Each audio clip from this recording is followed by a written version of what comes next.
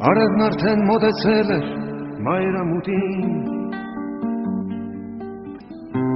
հրետանու ձայնը լսվում էր հեռվում, ու միայն վերքերը վիրավոր հողի հուշում էին, որ դեռ պատերազմ է գնում։ Խրամատի մեջ մի պատանի զինվոր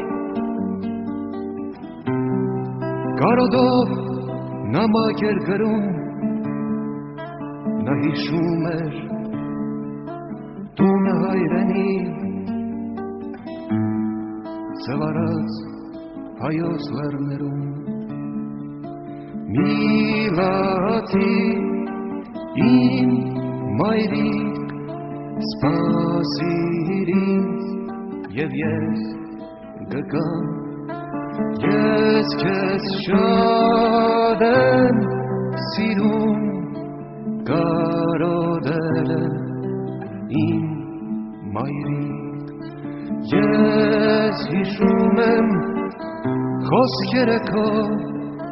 սիրել հողը մեր հայրենի, ես հիշում եմ արցունքները քո, երբ պատմում էր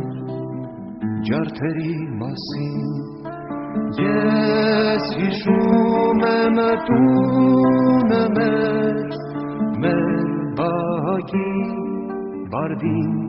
ծերացած, ես հիշում եմ քո խոժնարվակի ու մանգագան խաղերս անցած։ Ու լսվեց հրաման մի որոտ դղրդաց, ծանր արգերի տակ հողը տնքած, ձեռքին հրացան նամակը ծոցում պահած, տղան առաջ նետվեց ադամները սեղմած, պետք էր անցնել ընդամենը 100, լոկ 100 քայլ հայրենի հողի, բայց ինչքան կարճ են քայլերը խաղաղ, և ինչքան երկար դաշտում այս կռվի, ու հանկարծ կարծես լռեց ամեն ինչ, տղան հնձված հասկի պես ընկավ, ձեռքերում սեղմած նամակը ծակված, հայացքը ուղղած կապույտ երկնքին։ Նա նայում էր կապույտ երկնքին ու հիշում էր տունը հայրենի ու բակի բարդին ծերացած, որի տակ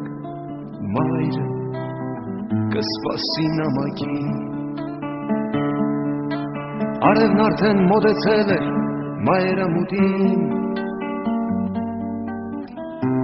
հրետանու ձայնը լսվում էր հեռվում, ու միայն մահամերձ ընկած հայորդին հայոց լեռների երգն են երգում։ Թրջեի մտքով տուն, ուր իմ մայրն է արթուն։